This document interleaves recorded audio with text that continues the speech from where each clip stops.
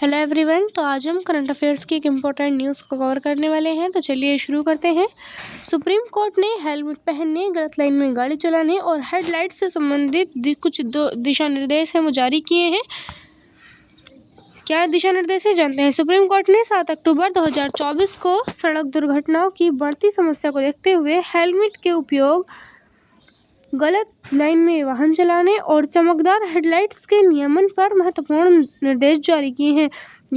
ये फैसला 2012 में दायर एक जनहित याचिका S Rajesh Karan versus Union of India के आधार पर आया है, जो सड़क सुरक्षा में प्रशासनिक विफलताओं को उजागर करता है। यह मामला संविधान के अनुच्छेद 21 जीवन और व्यक्तिगत स्वतंत्रता के अधिकार के तहत न्यायिक सक्रियता का उदाहरण है। मतलब जो अनुच्छेद 21 है, जो संविधान के अनुच्छेद 21 में दिया गया है जीवन और व्यक्तिगत स्वतंत्रता का अधिकार, तो उसको और भी ज़्यादा व्यापक बना दिया गया है। उसकी जो है वो और अच्छे से व्याख्या की गई है, जिसका एक उदाहरण यहाँ पर प्रस्तुत है। पृष्ठभूमि और संदर्भ की बात करें तो ये याचिका मोटर वाहन अधिनियम 1988 की गैर अनुपालना, जैसे असुरक्षित ओवरटेकिंग, गलत दिशा में ड्राइविंग और अनधिकृत हाई बीमा LED लाइट्स या लाल नीली स्ट्रोब लाइट्स और हूटर के दुरुपयोग को संबोधित करती है। सड़क परिवहन और राजमार्ग मंत्रालय मौत की road accident in India 2023 report के अनुसार 2023 में 1,72,890 लोगों की मृत्यु हुई थी, जिसमें कि 35,000 से अधिक पैदल यात्री थे और 54,000 दुपहिया सवार शामिल थे, जिनमें से कई हेलमेट न पहनने के कारण मरे थे। यह भारत के GDP को 3 से 5% का आर्थिक नुकसान पहुंचाता है। प्रमुख निर्देश क्या है। न्यायमूर्ति JB पर्दीवाला के और KV विश्वनाथन की खंडपीठ ने राज्यों, केंद्र शासित प्रदेशों, NHAI, मौत, परिवहन विभागों, ट्रैफिक पुलिस और शहरी स्थानीय निकायों को तत्काल कार्रवाई का आदेश दिया है। 7 महीने बाद अनुपालन रिपोर्ट दाखिल करने का निर्देश भी जारी किया है, जो शासन में जवाबदेही सुनिश्चित करता है। हेलमेट प्रवर्तन, दुपहिया सवारों और पीछे बैठे यात्रियों के लिए हेलमेट अनिवार्य करने हेतु कैमरे के प्रावधान से प्रवर्तन, मतलब अगर कोई भी व्यक्ति अगर दुपहिया वाहन चला रहा है तो उस पर जो वाहन चला रहा है उसको भी हेलमेट पहनना अनिवार्य है, और जो उसके पीछे बैठा हुआ यात्री है उसको भी, यानी कि पीछे बैठे हुए यात्री को भी हेलमेट पहनना अनिवार्य कर दिया गया है इसके तहत। और कैमरों के माध्यम से इसका प्रवर्तन भी किया गया है। राज्यों को तंत्र जारी किए गए दंड, एकत्रित जुर्माना और निलंबित लाइसेंस की जानकारी देनी होगी। यह मोटर वाहन अधिनियम की धारा 129 को लागू करता है, जो तकनीक के माध्यम से व्यवहार परिवर्तन को बढ़ावा देता है। गलत लाइन ड्राइविंग पर अंकुश, स्वचालित कैमरे, ग्रेडेड जुर्माना, लेन मार्किंग, इसमें बस, साइकिल के लिए रंगीन textured, dynamic lighting, rumble strips और हाई रिस्क पॉइंट्स पर टायर कलर उल्लंघनों के लिए, अगर इन सारी चीज़ों का कोई उल्लंघन करता है तो उसके लिए रियल टाइम डैशबोर्ड, और यह शहरी ट्रैफिक अराजकता को संबोधित करता है। चमकदार हेडलाइट्स और अनधिकृत लाइट्स का नियमन क्या है। हेडलाइट्स की चमक और कोण के लिए मानक, जो PUC और फिटनेस टेस्ट के दौरान जांचे जाएंगे। संशोधित हेडलाइट्स, लाल नीली स्ट्रोब लाइट्स और अवैध हूटर पर प्रतिबंध, जिसमें जब्ती, छापेमारी, जुर्माना शामिल है। यानी इन सब चीज़ों पर जो है वो एक तरीके से प्रतिबंध लगाया गया है। और दृश्यता खतरों पर जागरूकता के लिए राष्ट्रव्यापी अभियान भी इसके अंतर्गत चलाए गए हैं। मोटर वाहन अधिनियम की जो धाराएँ हैं वो कौन कौन सी है। प्रमुख धाराएँ, मोटर वाहन अधिनियम 1988, मोटर व्हीकल एक्ट 1988 भारत में सड़क सुरक्षा को नियंत्रित करने वाला मुख्य कानून है, जिसे 2019 में संशोधित किया गया। सुप्रीम कोर्ट के 2024 से 25 के निर्देशों से जुड़ी प्रमुख धाराएं निम्नलिखित हैं। धारा 129, हेलमेट उपयोग, दोपहिया वाहनों के चालक और पीछे बैठे यात्री के लिए ISI मार्क वाले हेलमेट पहनना अनिवार्य है। यानी कि अगर कोई भी व्यक्ति वाहन चलाता है और उसके पीछे कोई भी अगर दूसरा व्यक्ति बैठा हुआ है दोपहिया वाहन पर, तो उसको भी हेलमेट पहनना और ISI मार्क वाले हेलमेट पहनना अनिवार्य कर दिया गया है। अगर कोई इसका उल्लंघन करता है, अगर कोई व्यक्ति ISI मार्क वाले हेलमेट नहीं पहनता है, तो उस पर 1,000 रुपये का जुर्माना लगाया जाएगा और लाइसेंस निलंबन का भी उसके ऊपर प्रावधान लगाया जाएगा। सुप्रीम कोर्ट ने प्रवर्तन के माध्यम से इसकी सख्ती के अनुपालन का आदेश दिया है। धारा 119 ट्रैफिक साइंस का पालन और गलत लाइन ड्राइविंग के तहत क्या है कि इसमें ट्रैफिक नियमों का उल्लंघन जैसे गलत दिशा में ड्राइविंग या लाइन अनुशासन का पालन न करना। यह धारा 184 खतरनाक ड्राइविंग के साथ जुड़ती है, जहां गलत साइड ड्राइविंग को अधिकार विरोधी ट्रैफिक फ्लो माना जाता है, जिस पर 3 महीने की कैद या फिर जुर्माना लग सकता है। या तो अगर कोई व्यक्ति इन सारी चीज़ों को फॉलो नहीं करता है तो फिर वो या तो उसको 3 महीने की कैद हो जाएगी या फिर उस पर जुर्माना भी लग सकता है। धारा 177 के तहत चमकदार हेडलाइट्स और अनधिकृत लाइट्स को जोड़ा गया है, जिसमें कि हाई बीमा या डैजलिंग लाइट्स का दुरुपयोग जो अन्य चालकों को असुविधा पहुंचाए, उस पर 500 रुपये का जुर्माना लगाया जाएगा। अनधिकृत लाल नीली स्ट्रोब लाइट्स या हूटर धारा 180 के तहत दंडनीय है, जिसमें 3 महीने तक की कैद तथा या फिर जुर्माना शामिल है। PUC यानी कि पॉल्यूशन अंडर कंट्रोल और फिटनेस टेस्ट के दौरान हेडलाइट्स मानकों की जांच जो है वो अनिवार्य कर दी गई है। धारा 136A सड़क सुरक्षा समितियां, इसके अंतर्गत राज्य स्तर पर सड़क सुरक्षा समितियों का गठन और दुर्घटना डेटा संग्रह किया गया है। सुप्रीम कोर्ट ने 2024 में इसकी अनुपालना पर रिपोर्ट मांगी थी, जो 2025 में भी जारी है। ये सारी जो धाराएं हैं वो मोटर वाहन संशोधन अधिनियम 2019 से मजबूत हुई हैं, लेकिन प्रवर्तन की कमी एक बड़ी समस्या इसके अंतर्गत रही है। मौत डेटा की बात करें तो सड़क दुर्घटनाओं का नवीनतम आंकड़ा सड़क परिवहन पर राजमार्ग मंत्रालय यानी कि मौत की road accident in India report से प्राप्त डेटा सड़क सुरक्षा संकट को दर्शाता है।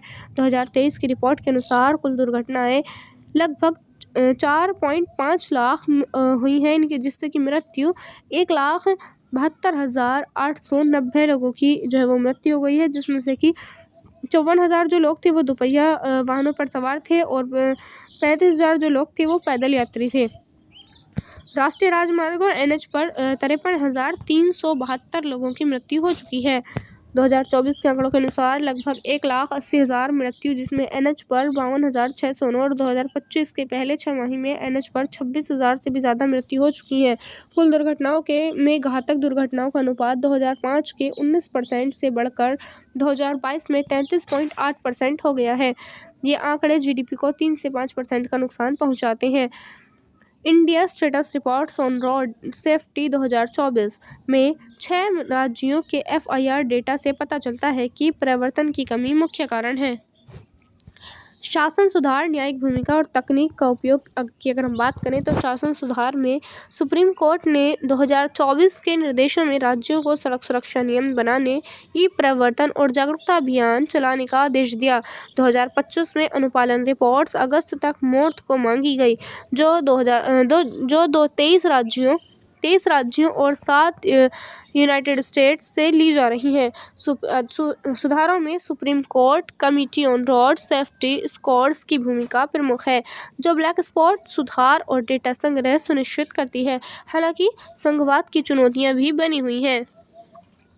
न्यायिक भूमिका, सुप्रीम कोर्ट ने अनुच्छेद 21 के तहत सड़क सुरक्षा को मौलिक अधिकार माना है, PIL के माध्यम से कार्यपालिका को बाध्य किया है और 2025 में पुनः निर्देश जारी कर जैसे 7 अक्टूबर को 6 महीने में नियम बनाने का आदेश दिया गया है, उस पर न्यायिक सक्रियता दिखाई है। यह शक्तियों के पृथक्करण पर बहस को प्रेरित करता है। न्यायपालिका नीति निर्माण में हस्तक्षेप करती है, लेकिन प्रशासनिक जड़ता को दूर करती है। तकनीक का उपयोग, स्वचालित कैमरे, रियल टाइम डैशबोर्ड, AI आधारित ट्रैफिक मॉनिटरिंग, रबल स्प्रिट्स और टायर किलर जैसे उपकरण। मॉर्थ ने ई-चालन के फास्टैग जैसे डिजिटल टूल्स को बढ़ावा दिया है और ग्रांट थॉर्नट रिपोर्ट में साझेदारी, PPP मॉडल और इन व्हीकल टेक्नोलॉजी स्पीड अलर्ट का सुझाव दिया गया है। लेकिन इसके अंदर जो चुनौतियाँ आने वाली हैं वो डेटा की गोपनीयता और रखरखाव की जो है वो चुनौतियाँ आ सकती हैं। अब हम बात करते हैं सड़क सुरक्षा को सामाजिक न्याय, आर्थिक विकास और सुशासन से जोड़ने का प्रयास करते हैं। अगर हम बात करें सामाजिक न्याय की तो सड़क दुर्घटनाएं असुरक्षित समूह हो, जिसमें कि ग्रामीण के लोग यानी कि गाँवों के लोग, गरीब लोग, महिलाएं और पैदल यात्री को अधिक प्रभावित करती है। सामाजिक निर्धारक जैसे कि गरीबी और जागरूकता की कमी असमानता बढ़ाती है। SDG 3 स्वास्थ्य और लिंग आधारित प्रभाव, महिलाओं पर अधिक चोटें, उनको जोड़कर जो है वो सड़क सुरक्षा को समावेशी विकास का हिस्सा बनाया जा सकता है। वकालत और सामुदायिक भागीदारी से सामाजिक न्याय सुनिश्चित किया गया है। आर्थिक विकास की अगर हम बात करें तो दुर्घटनाएं जीडीपी का 3 से 5% का नुकसान हुआ है इससे, यानी कि इसके मतलब किस किस चीज़ से, एक तो चिकित्सा से और एक उत्पादकता हानि की वजह से। यानी कि अगर इतने सारे लोगों की मृत्यु हो चुकी है तो फिर उसमें कहीं ना कहीं चिकित्सा का भी उपयोग किया गया है, कि उनको ठीक करने का प्रयास किया गया है, और साथ ही उत्पादकता जो है हानि वो भी हुई है, कि इतना ज़्यादा उत्पादन जो वो लोग कर पाते वो शायद अब कम हो जाएगा। तो इस वजह से जो है वो जीडीपी में 3 से 5% का नुकसान देखने को मिला है। और विश्व बैंक रिपोर्ट में सड़क सुरक्षा को मानव पूंजी संचय से जोड़ा गया है। कम मृत्यु से कार्यबल मजबूत होता है, यानी कि अगर मृत्यु कम होती है तो जो कार्यबल है वो मजबूत हो जाता है। और $1 billion funding world bank ADB से बुनियादी ढांचा सुधार आर्थिक वृद्धि को बढ़ावा देंगे। भारतमाला और स्मार्ट सिटी जैसी योजनाओं में एकीकरण आवश्यक है। सुशासन, सड़क सुरक्षा को विकास नीति का हिस्सा बनाना, न कि ट्रैफिक समस्या पर जो वो पारदर्शिता, जवाबदेही और नागरिक केंद्रित प्रशासन को मजबूत करेगा। यानी कि जो सड़क सुरक्षा है, अगर उसका विकास होता है तो उसके अंतर्गत नीतियों का हिस्सा बनाना है, न कि ट्रैफिक समस्या का। इसी वजह से जो है वो पारदर्शिता, जवाबदेही और नागरिक केंद्रित प्रशासन को जो है वो इससे मजबूती मिलेगी। इसके अलावा अनुच्छेद 51A, जिसमें कि नागरिक कर्तव्य और सुशासन सिद्धांतों से जुड़कर यह नैतिकता को बढ़ावा देता है। यानी कि जो अनुच्छेद 51A है, इसके अंतर्गत नागरिकों के कर्तव्य दिए गए हैं। अगर हम उससे जोड़कर देखें तो जो सुशासन सिद्धांत है उससे भी जोड़कर देखें तो ये नैतिकता को बढ़ावा देता है और वित्तीय दृष्टि से यह विकास लक्ष्यों को अनलॉक करेगा। कार्यान्वयन चुनौती और समाधान की बात करें तो इसमें कौन कौन सी चुनौतियाँ आने वाली हैं। तो इसमें जो पहली चुनौती आएगी वो बुनियादी ढांचा और संसाधन की कमी में आएगी। यानी कि जो ग्रामीण क्षेत्र है वहाँ पर कैमरे और सड़क सुरक्षा की कमी है। यानी कि जो गाँव है ज़्यादातर, वहाँ पर इतने ज़्यादा कैमरे नहीं होते हैं, ना ही वहाँ पर इतनी अच्छी सड़कें होती हैं, जिस वजह से इसके सुधार की जो कमी देखी जाएगी। ये सारी चुनौतियाँ हैं। इसके अलावा जो वित्तीय बोझ है और क्षेत्रीय असमानता, यानी कि शहरी और ग्रामीण में, यानी कि जो शहर और ग्रामीण जो होते हैं, यानी कि गाँवों और शहरों में, तो वहाँ पर क्षेत्रीय जो असमानता है वो भी इसके अंतर्गत देखी जाती है, जो कि एक काफ़ी बड़ी चुनौती है। परिवर्तन की कमजोरी, इसमें कि पुलिस की क्षमता समिति, भ्रष्टाचार और नागरिक प्रतिरोध, जैसे कि हेलमेट ना पहनने गर्मी में, ये सारी जो है वो एक तरीके से परिवर्तन की कमजोरी जो है इसमें देखी जाएंगी। इसके अलावा डेटा और तकनीकी मुद्दे, जिसमें कि FIR आधारित डेटा सटीक होगा और साइबर जोखिम और ख़तरनाक और रखरखाव की जो लागत है, ये सारे जो मुद्दे हैं ये डेटा और तकनीकी मुद्दों के तहत आते हैं, जो कि काफ़ी एक बड़ी चुनौती है। संघीय चुनौतियों की बात करें तो राज्य केंद्र समन्वय की कमी और राजनीतिक इच्छा शक्ति की कमी है। यानी कि जो एक तरीके की राजनीतिक इच्छा शक्ति है उसका भी अभाव देखा गया है। सामाजिक आर्थिक बाधाएं इसमें आने वाली हैं, जिसमें कि जागरूकता की कमी है। लोग इतने ज़्यादा जागरूक नहीं है इस चीज़ को लेकर के, और वाहन प्रौद्योगिकी का सीमित अपनाना, यानी कि सारी जो चुनौतियां हैं, बाधाएं हैं, वो इसमें आ सकती हैं। अब इसके समाधान की बात करें तो बहुआयामी दृष्टिकोण इसमें अपनाना चाहिए, जिसमें कि मोटर वाहन अधिनियम को सख्ती से लागू करना होगा। सुरक्षित वाहन जैसे कि ABS, सड़क सुरक्षा, ब्लैक स्पॉट ठीक करना होगा। और इसके अलावा जो जागरूकता अभियान है वो भी चलाने होंगे। निजी सार्वजनिक भागीदारी PPP से फंडिंग करनी होगी। इसके अलावा तकनीक का उपयोग की अगर हम बात करें तो AI कैमरे मतलब जगह जगह पर होने चाहिए। स्पीड कैमरा और वाहन अलर्ट सिस्टम ये होना चाहिए। और विश्व बैंक का सुझाव है, जिसमें कि स्पीड कम करने के लिए रोड डिज़ाइन जो है उसका सुधार करना आवश्यक है। संस्था का सुधार की बात करें तो सड़क सुरक्षा समिति को मजबूत करना, पुलिस को एक तरीके से प्रशिक्षण देना और डेटा आधारित नीतियाँ की जो है वो FIR के द्वारा जाँच करना, ये सारे काम अगर किए जाते हैं तो शायद इसमें जो है वो सुधार हो सकता है। इसके अलावा जो सामाजिक सहयोग है, यानी कि जो स्कूल है वहाँ पर जागरूकता फैलानी चाहिए इन मतलब वाहनों के लिए। इसके अलावा जो महिलाएं हैं उनके लिए विशेष नीतियाँ होनी चाहिए और दुर्घटना कम करने पर राज्यों को आर्थिक प्रोत्साहन भी देना चाहिए। इससे क्या होगा कि अगर जो राज्यों को अगर प्रोत्साहन दिया जाता है आर्थिक रूप से अगर दुर्घटना कम करने पर, तो क्या होगा, एक तरीके से जो राज्य है वो मोटिवेट रह सकेंगे। यानी कि अगर लगातार जैसे जो राज्य होते हैं अगर इन चीज़ों को कम कर पाते हैं, इन सारी दुर्घटनाओं को कम कर पाते हैं और फिर उनको आर्थिक तरीके से प्रोत्साहन दिया जाएगा तो फिर एक तरीके से मोटिवेट रहेंगे और लगातार काम करने के लिए जो है वो बने रहेंगे। निगरानी की बात करें तो सुप्रीम कोर्ट की निगरानी में अनुपालन करना चाहिए, जिसमें कि 2030 तक सड़क मृत्यु में 50% की कमी का जो है वो लक्ष्य इसके अंतर्गत बनाया गया है।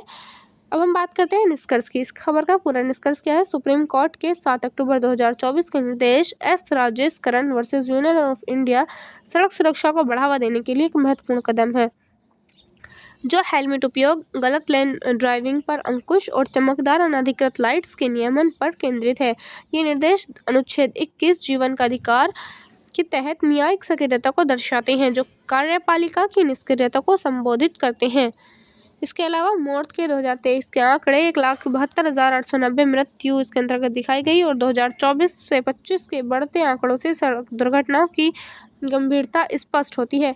समाधानों में मोटर वाहन अधिनियम का सख्त प्रवर्तन और एआई और तकनीक का उपयोग किया जाना चाहिए। इसके अलावा जो संस्थागत सुधार हैं और सामाजिक जागरूकता और सुप्रीम कोर्ट की निगरानी इसके अंतर्गत शामिल है।